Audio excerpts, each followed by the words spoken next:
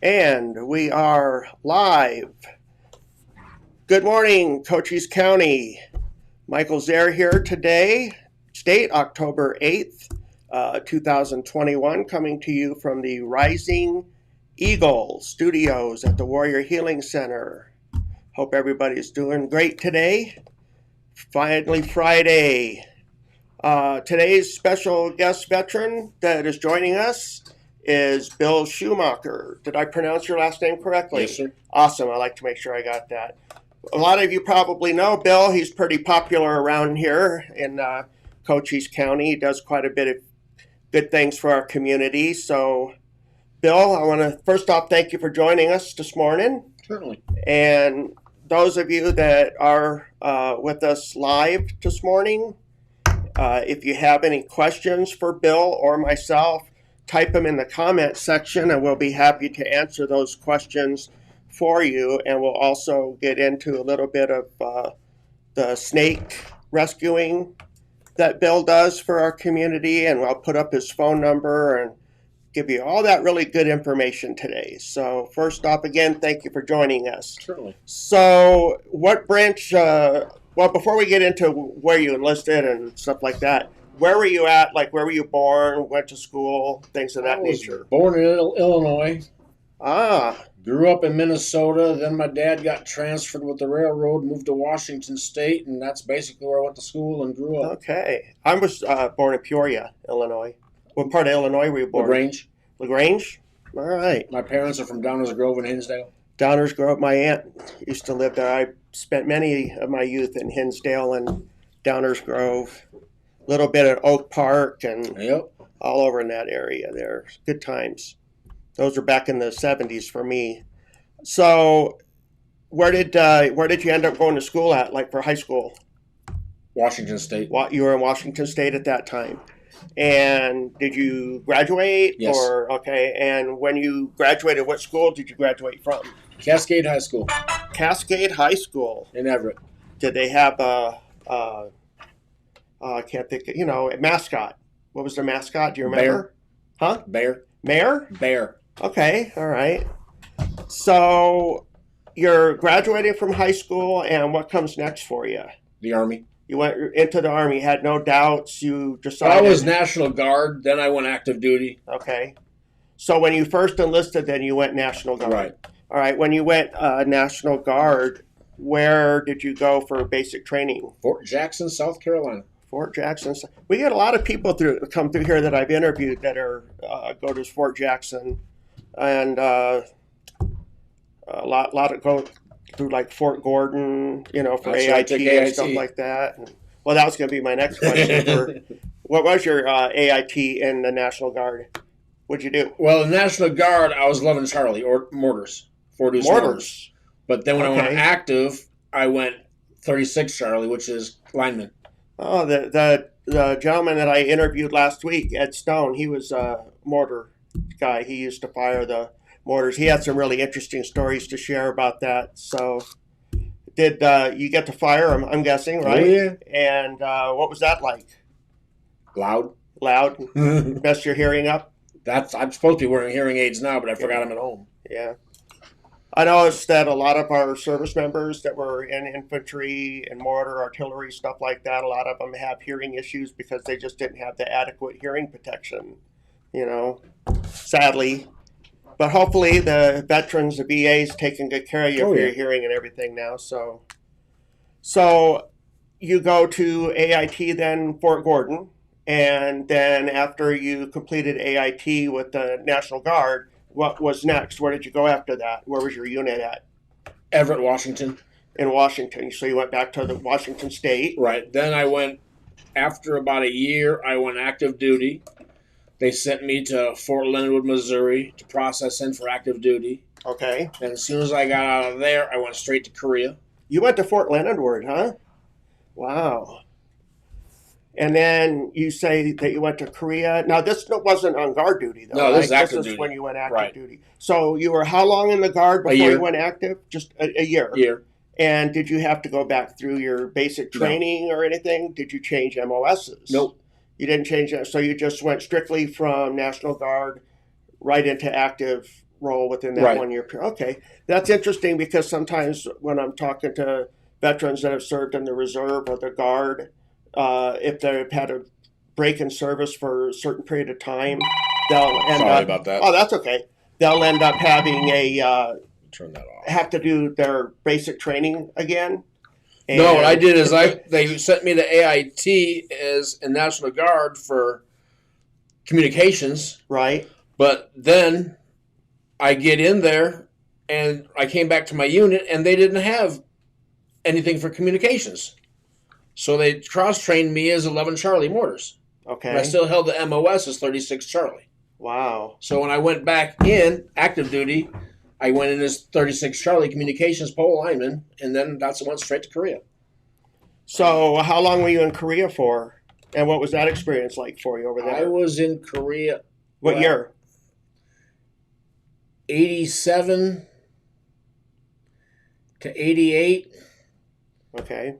I spent a total of 16 years in Korea between the military and after I retired and worked for the USO. Oh, you work for the USO. That'll be something else we can get into then. My That sounds pretty good. Wife is Korean. My son was born on Fort Huachuca, and my daughter was born in Korea. Oh, wow. So you're in Korea on active duty, and you go from Korea to where? I spent 3 tours in Korea. This one, I not re-enlisted, but extended in Korea because my wife. Is that where you met your wife? Yeah. That's when you were stationed over there? Okay. Then I went to Fort Bragg. Then from Fort Bragg, I re-enlisted and went back to Korea. Okay. Then from Korea, I went to Fort Huachuca, retired out of Fort Huachuca, moved back to Korea and worked for the USO, and then moved back to the States.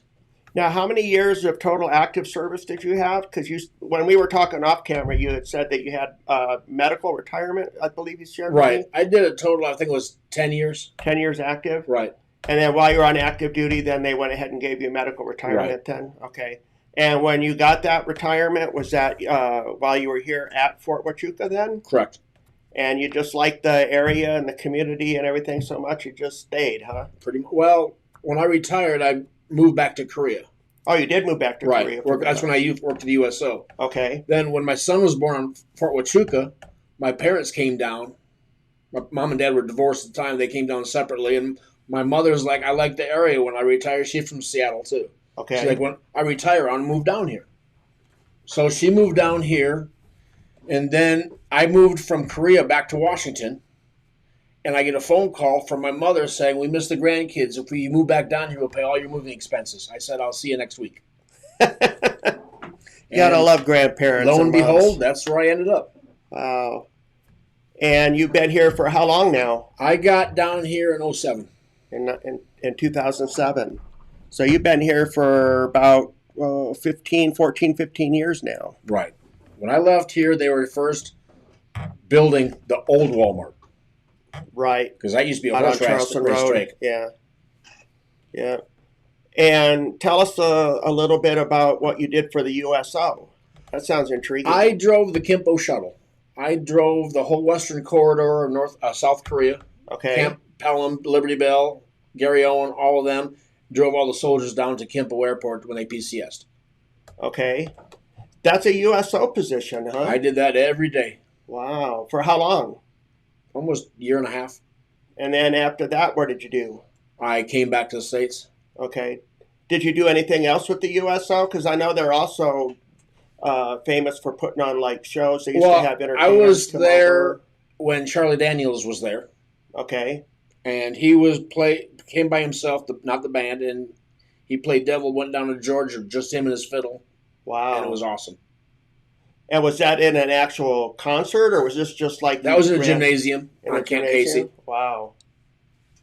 Fascinating. So then you're back here to Sierra Vista, and what were you doing then when you moved back here? I started working for AFES. Well, actually, when I came back here, I was assistant manager of a Boot Hill Graveyard in Tombstone. Okay. Then I got a job working for AFES. And what did you do at AFES? I worked for Popeyes. Up on Fort Huachuca, Right. in the mall. Right.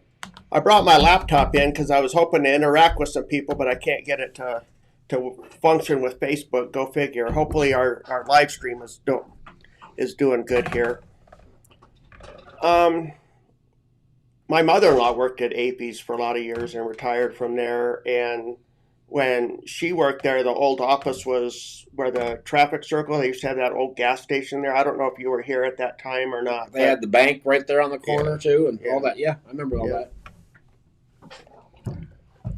And after you got done working for AP's, where did you go? I started working at Raymond W. Bliss's security. Okay. And this was what? It wasn't a full hospital at that time? Is that correct? Well, when I was working there, it wasn't a full hospital. When my son was born there, it was. It was so weird because I was in MedAC. I worked at that. I was a patient records and admin, did admissions. And when it went contract and that whole big hospital just shut down, and then they just kept it open for, at the time, I remember they had the emergency room open and then the clinics. Yeah. And then they had the VA clinic was down in the basement. Mm-hmm. And it's not there now. That's over there on Coronado. Yeah, they revamped the whole basement. And my son was born September 17th, 92. In 92 at Raymond W. Bliss. Yep. You don't come across too many people like that. I was wearing a Fort Huachuca, just a T-shirt that said Fort Huachuca on it. And I was in Memphis, Tennessee. I'd never been there. And I ran into this really nice lady that was bartending or hostessing at, I can't remember the name of the hotel, but it's Elvis's guest house. And she looked at my shirt. She goes, "I was born at Fort Huachuca at Raymond W. Bliss Hospital." I literally gave her the shirt off my back because she really liked it. And then I went and got another one. Yeah, it was funny because my son did the full circle. Yeah. He was born on Fort Huachuca. We moved back to Korea. We moved back to Washington. We moved back to Fort Huachuca, and he graduated from Tombstone High School. Oh, wow. Yeah, he did the full circle. And you don't meet a lot of people that are actually born in Sierra Vista or Fort Huachuca. No. A lot of the kids, it seems like, especially my two, when they're born in Sierra Vista, it's like they can't wait to get away. Mm-hmm. Well, my son lives in Glendale now, okay. So. And not only that, but I love it here. But my son, he's like, no, he just hates coming down here. I don't know why. My son is. Yeah, I don't get it. But so I live out in the sticks. I couldn't live in Sierra Vista. When you can hear your neighbors kicking boots. Yeah, I'm sorry. So tell us a little bit about some of the activities, like you were sharing with me. You were with the Disabled American Veterans, Chapter 14, you were telling me. Life member of VFW, past commander of Huachuca City VFW. That was it, past commander of the VFW in Huachuca City. Correct. Okay. And what else? Or was that enough? That was enough. That was my plate full. That was enough. It was sad, though, because, again, we were talking about this off camera. I should have saved it for when we were doing the interview because I feel like I'm constantly repeating myself. But it was sad when you drive by there now, you don't see the VFW building down there that has been a staple of Huachuca City for so many years. Yeah, that's a whole different story that is kind of bad for my heart, what happened.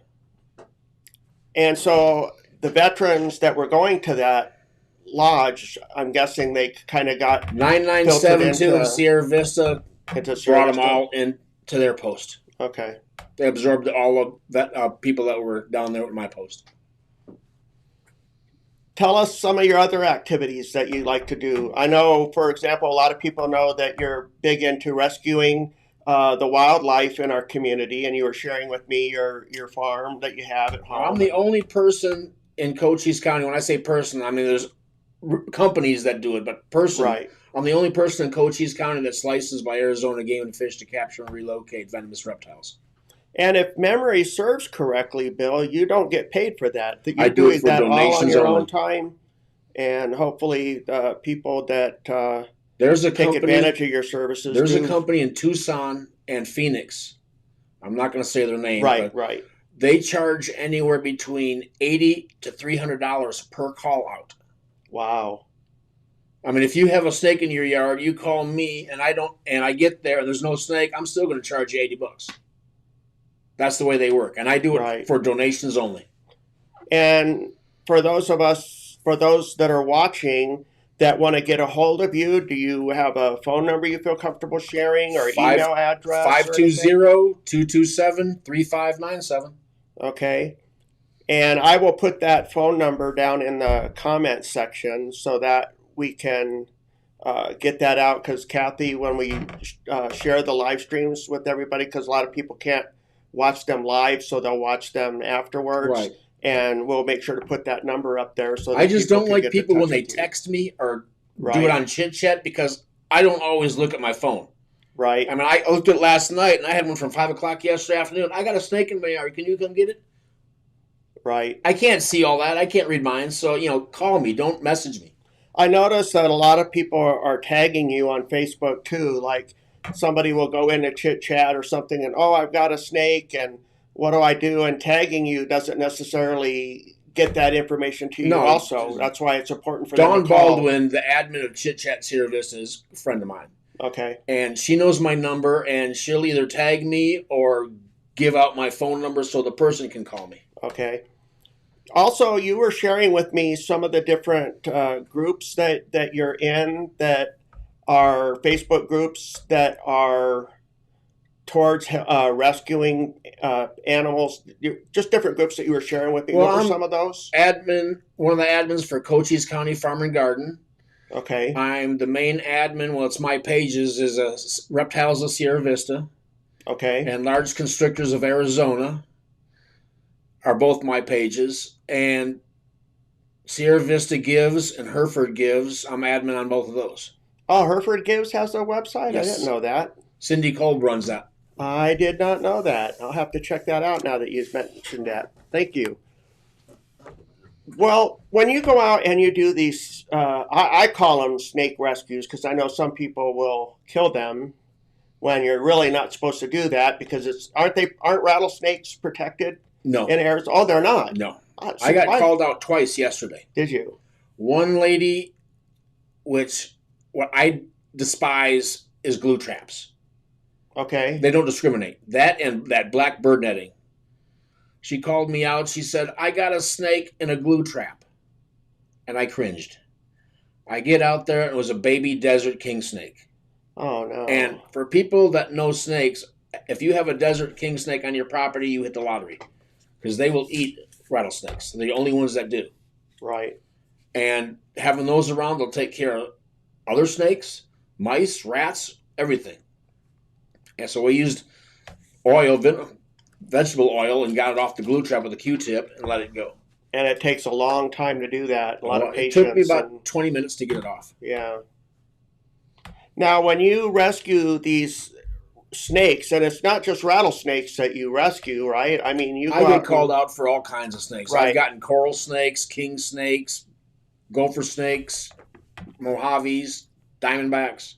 So when you go out and you rescue these snakes, what is the process for you? What do you do? Like, do you keep them at home for a certain period of time, and then do you have a certain place you like to release them? If it's late at night when I get called, I don't think I should be walking around the desert in the dark. I agree, 100%. So I take them home. I got a big tank that I put them in at night, and then in the morning I will go and release them. I take them out to a place where I know there's 5 big rattlesnake dens. Okay. And I let them go out there. And coral snakes, I know where there's a place where there's a whole colony of those where I let those go. Are rattlesnakes territorial, and do they have for example, when you go out and you release these rattlesnakes into these dens that you're talking about, are they acceptive of the other snakes, or? They all den up together in the wintertime. That's like people say, do rattlesnakes, with a Mojave and a diamondback, will they fight?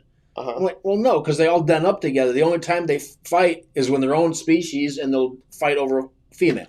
Over a female? Right. What about food? No. No? They're an ambush predator. They'll just sit down and wait for someone to walk by and tag it. Interesting. And you were also telling me about your personal collection that you have at home. Right now, I have 2 female reticulated pythons and 1 male reticulated python. And Thursday, my buddy, he's also a 100% disabled vet. He does 125-mile marathons running. He's losing it upstairs, in my opinion. Okay. But he moved from Mesa to California when he got married, and his brother or his cousin is getting married next following week, and he's coming back up here Thursday, and he calls me up because he's the leading breeder of pied reticulated pythons in the United States. Wow. He calls me up and says, Bill, do you still want that little female baby pied retic? I said, well, I give my left for a pied retic. He said, I'll bring one up to you. So he's going to give that to me Thursday night. Oh, wow. And starting price on just put it this way. Bob, this one here that I'm getting is mainly all white. Bob Clark Reptiles has a female that has less white on it than mine, because that's how the price goes up with white, more white. Right. And he's selling that one for $5,000. So you can just guess what this one's worth. Right. What is it that you feed your snakes at home, your personal ones? Right now, my 2 smaller ones are eating 2 colossal rats a week, which minus tail, the rats are anywhere between 11 and 14 inches long. Really? And where do you get them from? I buy them out of a place called Big Cheese Factory out of Texas that just deal in feeder rats and prey. Then my big girl, Luna, she's almost pushing 18 and a half, 19 feet. She's eating a 5-pound rabbit a week. And when they send you the feed, is it live? No, it comes FedEx and dry ice. In FedEx? Okay. How long does it usually take a snake to digest their food like that? Like the rabbit or the... If I give a rabbit to Luna, it'll be digested within 2 to 3 days. Okay. But the first day, it looks like she swallowed a football. And how often did you say you feed them again? Twice a week? I feed them once a week. Once a week? Right. Okay. And yeah, remember, the reticulated python is the longest snake in the world. How long are yours again? Luna's 18 and a half, almost 19 feet. Lilith, my other female, is about 13 feet. And Dragon, my male, is about 10 feet. And I did see a interview with Todd from Cool FM with you at the park. And you had, I believe it was Luna? Luna. Was with you out there. And so people could come by and... I got a funny story about Todd and Luna. Yeah, please. The first time Todd ever met Luna, he came to the house.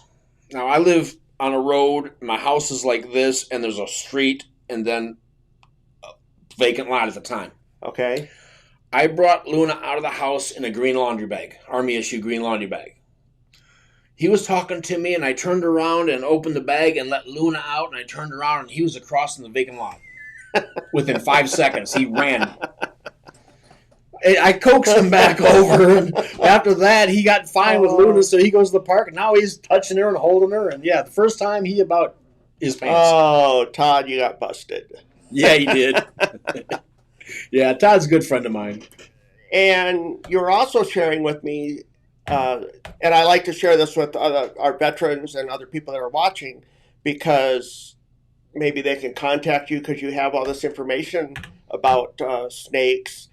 You're also sharing that you also had other animals at your home. I got a small farm. I got a calf. I got goats, pigs, chickens, turkeys, ducks, horse. I also got 4 sulcata tortoises. Barney, my big male, he's 37 years old and over 150 pounds.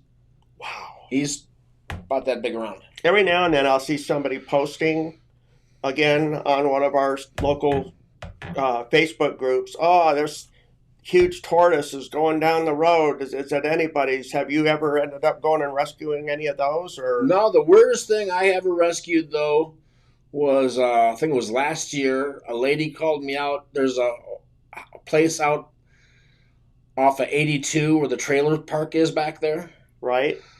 There was a baby javelina with a broken leg. Oh. So I got out there, I captured that, put it in a cage, brought it to my mother's house at the time. Right. And called Game and Fish, And what they did is they met me in Sierra Vista the next morning, and they took it up to Tucson to a vet and then to a rehab center to let it go. Oh, wow. I like hearing stories like that. Just like that one where they found that big bear, I guess not too long ago over there by, what was it, Village? No, Town and Country School. It was a big bear. It was up in a tree. A couple of years ago, there was a couple down by your house. Yeah. And when they are capturing these bears, do you know where they release them at? Do they keep them here in the area? Bring them up in the mountains. Do they? Yeah. Interesting. And the one that I like the most is people when they say they got bull snakes in their yard. Why is that? We don't have bull snakes in Arizona. We don't have bull snakes in Arizona. The only things we have in Arizona for that type of species is a snoring gopher snake, which is down here in this area. Then up by the canyon is the Great Basin gopher snake. Bull snakes are from eastern New Mexico over and up to Minnesota. Okay. No bull snakes in Arizona. What is one of the most dangerous species here in southern Arizona? Southeastern Arizona, sorry. The most venomous snake is the coral snake. Coral snake? And we do have them here. Oh, yes, and they stopped making antivenom for them a couple of years ago. Really? Why is that, do you know? The full-grown adult coral snake's only about that long. Okay. And the chances of getting bit are slim to none because they'll literally have to bite you between the webbing of your fingers or your toes because their mouths are so small. Oh, really? They eat bugs and stuff like that. So venomous-wise, they're more venomous, but they're not necessarily a danger to humans that much then? I freehand coral snakes because they're very docile. Okay. And their venom is up there matching with the black mamba. Wow. Yeah, they used to be called a 3-step, which means you bite you got 3 steps and you're dead. I've seen videos of, like in India, when they're doing the charming with the copperhead, cobras, thank you, cobras. And I always thought that stuff was fascinating. I sit there and watch that stuff. And what a lot of those guys would do is pull the fangs. Are you really serious? Yep. So that if they do get bit, then they're not going to get, oh, wow. But fangs grow back, so they got to keep an eye on them. But they pull the fangs. Oh. Interesting things that we can learn about snakes and animal life here in southeastern Arizona. Like I say, when my 2 girls are full grown, they'll be about 23 feet long, 300 pounds, and eating a 120-pound pig a month each. Wow. It's the longest snake in the world. And how long do your snakes, their lifespan is? About 23 years in captivity. 23 years of cat. What about for the wild ones? Is there any way of knowing? I don't know. No, not really. No way of knowing. I was just wondering about that. Yeah, the reticulated python is one of the only 2 snakes in the world documented of eating a human being. Now, you had shared with us that you had like goats and some other wildlife at your farm. How do you protect them from like the coyotes and stuff? What do you do to protect them? Or do you just let nature take its course? Coyotes come on my property. They're dead. I got cameras all over my property. Whenever there's movement or sound, my phone notifies me, and I go out and dispatch a coyote. If it's so you do have a way of... Oh, yeah. Okay. I didn't know because I have some friends also that raise goats and some cows, and they have dogs. I got dogs too, but they're fenced in. I mean, year before last, I had a whole bunch of baby chickens that I purchased. And I had them out in the yard, and I started losing them, and I couldn't figure out why. And there's a feral dog that was coming around and taking my chickens. Oh, no. So I called animal control, and I got, we'll send somebody out there with a trap, and we'll do this. This went on for about 3 or 4 weeks. So I'm like, thank you very much. I'll take care of it myself. I was working out on the farm. I had my 30-30 on the back of the truck. The dog came around the corner. I put one right in its chest. Yeah. I called Cochise County Sheriff's Department. It says if anybody calls to shoot, report a gunshot. I just took out a feral dog that was attacking my wildlife. And that's legal in Arizona. And not only that, but you don't know if the animal had rabies either. It was feral. It was mangy. Because I've been following a lot of things, again, on what I try to keep up on what happens in our county. I remember couple of years ago, there was a really bad outbreak of rabies with some of the Skunks. wildlife. Yeah, the skunks was really bad. So, And then with Sheriff Daniels, right? him and snakes, let's just say, he used to be an MP. Right. Him and snakes don't get along. Okay. I went in to talk to Commander Bradshaw one morning. I said, Brad, this is what I want to do. I want to take Luna and put it in Mark's office before he gets in there. Bradshaw looked at me and said, 2 things will happen. I'll get fired and you'll get shot. Yeah, you show Sheriff Daniels a snake this long, right? He'll run the other way. Okay. Well, I can't mess with him all the time. I can't say that I wouldn't do the same thing. I'm pretty hesitant about. I definitely am not going to handle him, especially being disabled. So you're definitely going to be on my new contact list for making phone calls, not texting. So and yeah, I'm 100% disabled myself. Right, we were talking about that too, and one of the lovely things we get to do is go up to the Tucson VA hospital. And, I got to be there this afternoon. Yeah. So I really appreciate you coming in and taking time to sit down with us and share with us a little bit about your military service and not a problem and what you did. And I was very fascinated about the fact that your son was born here, and my daughter was born in Korea. Yeah. All of the wildlife that you handle and rescue. And Let's start with what got me started is there's everybody on Facebook used to post pictures of the snakes they killed. Right. And they're not all venomous snakes that they're killing. It's any snake. Right. Because people don't know. Exactly. And then they're like, well, I get comments, the only good snake's a dead snake. Well, excuse me, but those are the first people to start bitching about the rodent problem, you know? Mm-hmm. And then I started, why are they killing them? They're good for the environment. They take care of the rodent population and everything else. So I started doing this. Then I got a call out to Whetstone one evening in October. A lady calls me up and says, I have a rattlesnake that's going under my air conditioner. So I drove all the way out there at about 9:30 at night, which is about 100-mile round trip because out there and back. Right. And the rattlesnake was all white. And I couldn't figure out what was going on. All white? What happened? Her husband was standing over it with a flashlight. So I get it and put it in my bucket, and the lady wanted to see it on the porch.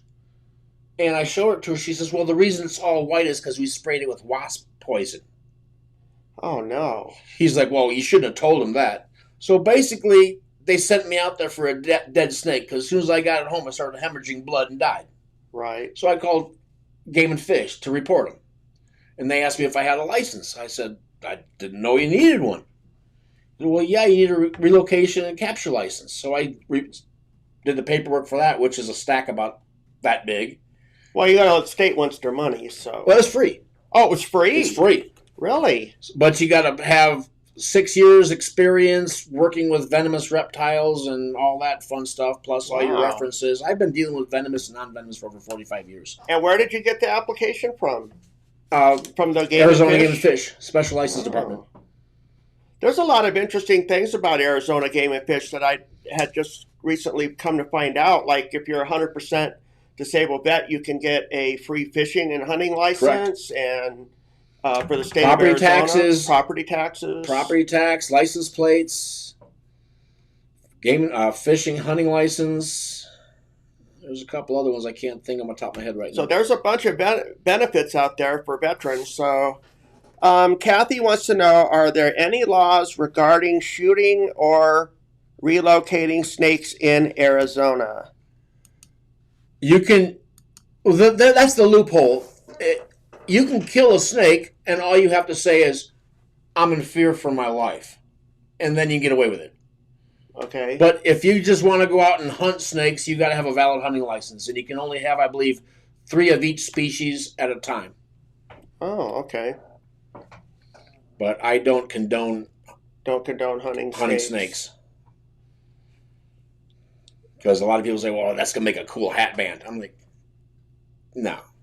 Don't they make fake snakes you could use for that?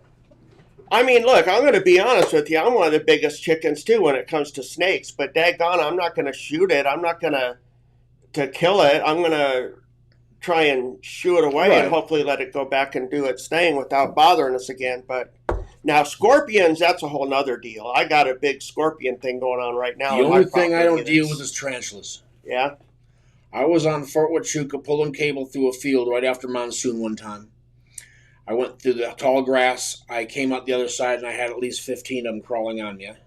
Oh my goodness. And I'm like, after that, ain't going to happen again. Wow. I don't do tarantulas. I can do anything else in the world except for tarantulas. Well, I'm not a big spider fan either, but they go their way, I go mine. But scorpions, for some reason, they seem to be. I guess it's the weather.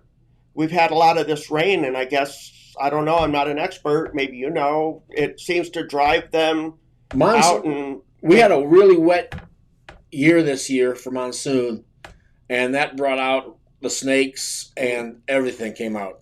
Because we got a lot more snakes this year than last year. I've got over 150 call-outs for rattlesnakes this year. That's just diamondbacks. I am so glad that we had the monsoons this year that we had because we've needed them in this area for the longest Right. time. My wife and I, we lost our home in the Monument wildfire. We live on the flat lands when it jumped the highway. And I lived off of Mosin at the time, and we got evacuated too. And I was Yeah. up at stay here in Sierra Vista, my mom's house. every time we get rain, though, I love it. Oh, I don't yeah. if it makes the snakes more active and the bugs more active, so be it. But it also protects us. Oh yeah. We don't have to worry about wildfires and all that. So, never thought that I would see that in my lifetime here in this community. Oh, a fire that was big. crazy. Never thought I'd see that. And it was right at Hereford Road.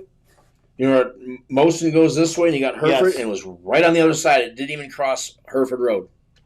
It was really weird that day. It was June 19th. It was Father's Day, 2011, and those daggone winds. Oh yeah, it was. I was talking to some of the first responders and the wildfire firemen, and hotshot, and they were saying that with the winds, it was like fire. It created like fire tornadoes. Right, it was bad. And it just kind of would go around and It jumped across the highway and go all over the place. yeah.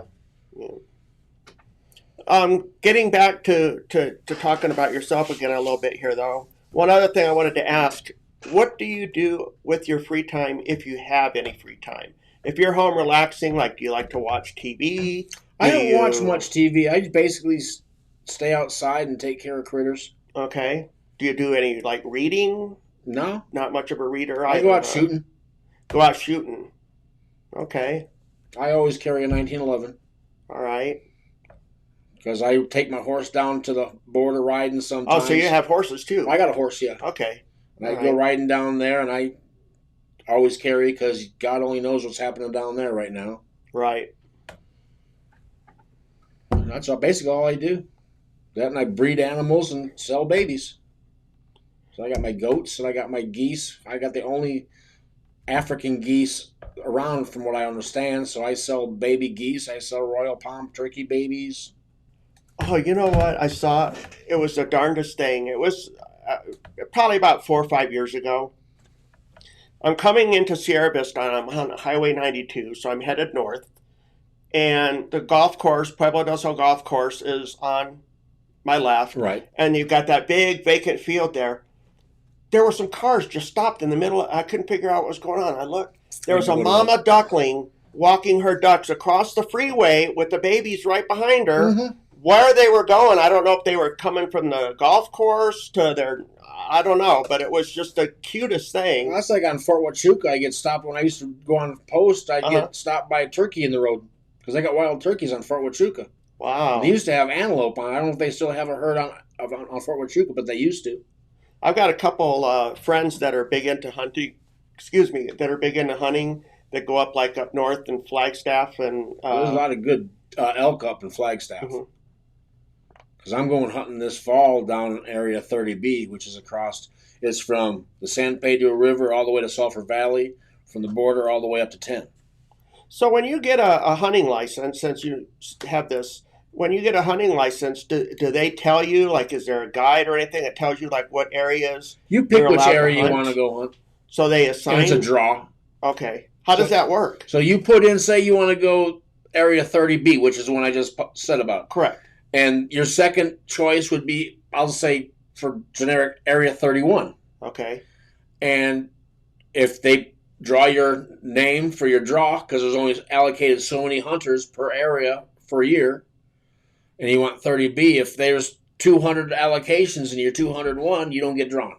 But if you're in the first 200 that get drawn, you get your area 30B. So that's how it works. So when you're in that area, are there any private property in that area? How do you know that you're not going on to private property? You have when you go on the pamphlets of Arizona Game and Fish, they tell you open land, BLM land, okay, and stuff like that. Then I have some friends that own a ranch between Tombstone and Bisbee, and both the owners are veterans, Air Force veterans. Really? And they got they breed Black Angus cattle. Wow. And they got, I want to say, 50,000 acres out there. And where's this again? Between Tombstone and Bisbee. Okay. It's called the Cox Ranch. All right. And I've hunted out there last year. Wow. There's a lot of open land. You just got to look for Lapland and Mule Mountains. You can go up in there hunting. That's all Area 30B. Speaking of Tombstone, we're talking about Tombstone a little bit.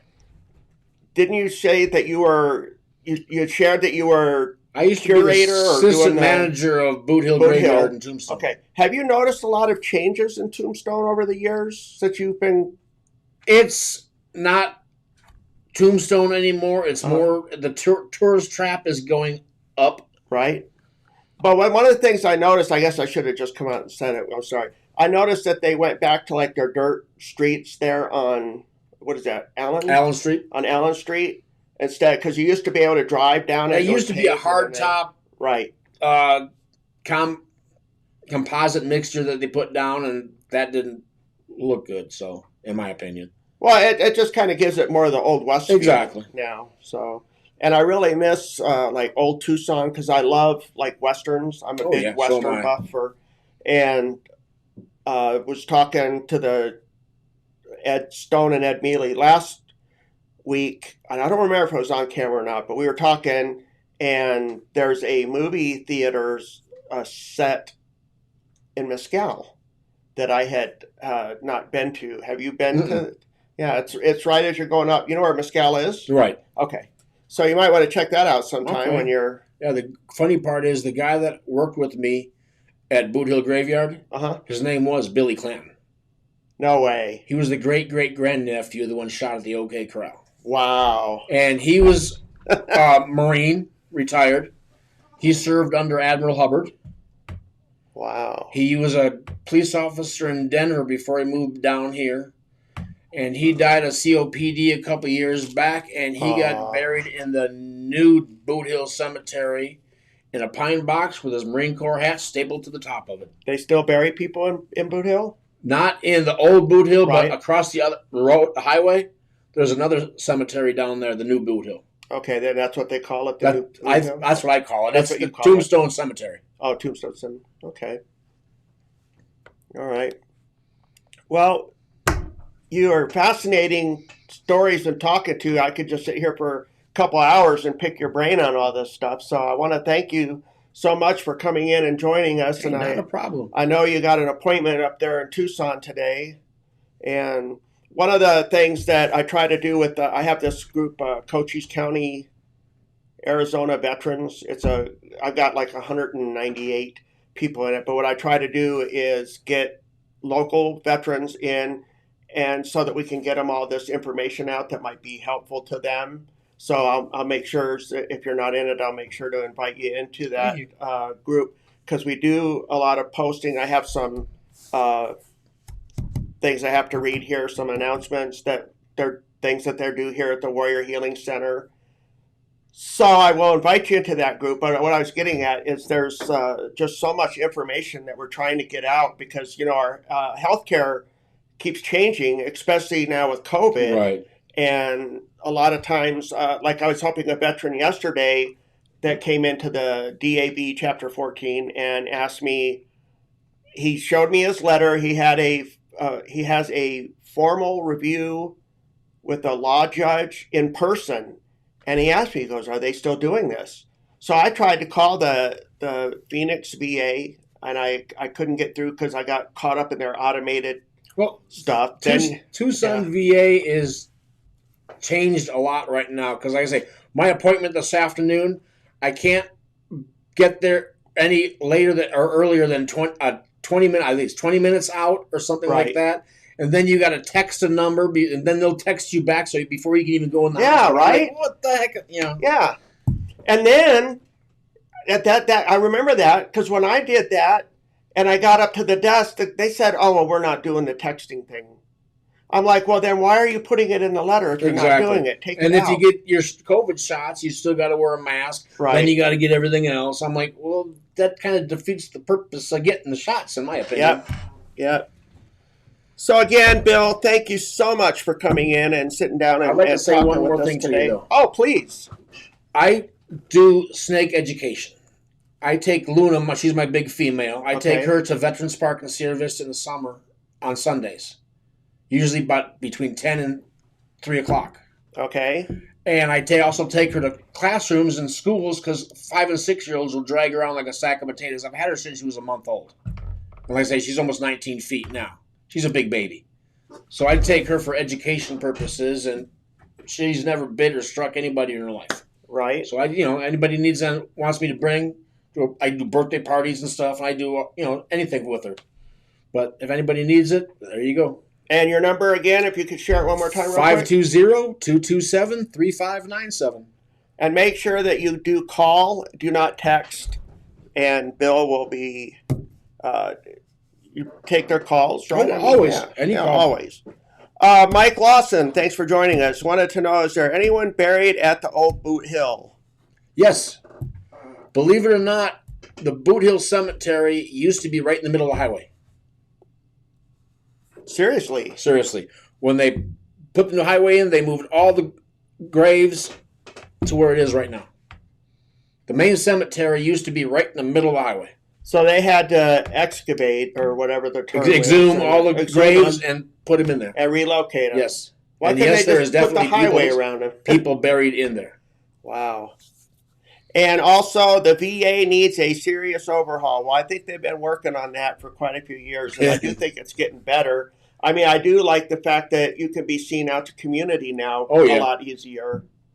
So. And then what I like, a lot of veterans don't know, is if you're over 50 and you go to the top of the list for if you want to get Social Security. Right. Disability. You go to the top of the list if you're over 50, and then if you're 100%, you put that on your application for disability for Social Security, and they expedite that even furthermore.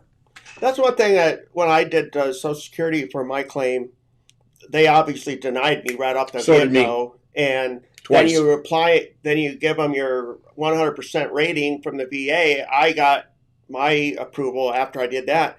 I just am fascinated. The VA uses this weird math for these percentages and how they figure what your disabilities are. Whereas with Social Security, if you want Social Security disability, you either are or you are not. There's no percentages in there. So. And then I had to go through a company to get mine because I was denied 3 times, even with my letter. Really? So I went to a place out of Texas, and they brought a lawyer down from Phoenix to represent me. And by law, if you go get a company to help you, they can only take $6,000 out of your back pay. If you don't get it, they don't get anything. I know that there were some companies that did where they got like a percentage for so long. By law, they can only take $6,000 of your back pay. And if you don't get your disability from Social Security, they don't get anything. Oh, interesting. Because I got over $60K when I got my back pay. Because mine, like I said, I retired in 93. And they go all the way back. So all that is back pay till when you get your award. But you had to fight tooth and nail to get it. Damn near. And you shouldn't have to do that. Give your firstborn? Exactly. I was just kind of saddened by the fact that the system has been so abused that it's made it really hard for people that truly need Social Security disability or need the VA disability not to be able to get it because they've had to put in all of these safety things. Exactly. And making it harder for everybody to... Getting on Fort Huachuca is even difficult for me right now. Right. Because I can't even do that anymore. Well, again, thank you, Bill, for sitting down and talking with me. I appreciate it. It's been a pleasure meeting you. I've interacted with you a few times. Definitely followed you on Facebook, as most people that know me know that I'm a big Facebook person. So, but thank you for coming in and sharing your military experience with us, and the great things that you do for our community. And I just want to reiterate on the snake thing with Bill. It's by donation. So I do not charge. You're not, yeah. It's not like he has a set fee. So yeah, I just do it basically because if I have to keep them overnight and stuff, I buy rodents to feed, right. And I also pay for gas because I go all over the county. Yeah, and that's right. He does do all over Cochise County too. So let's put that out. And I got my phone number. I was told my phone number is the post office in Pierce. Oh yeah. And Bisbee Police Department calls me. Cochise County Sheriff's Department calls me.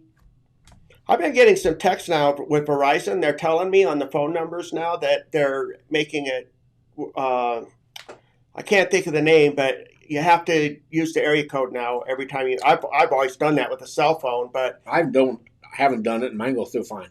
Yeah? Still? Mine's 520-227-3597.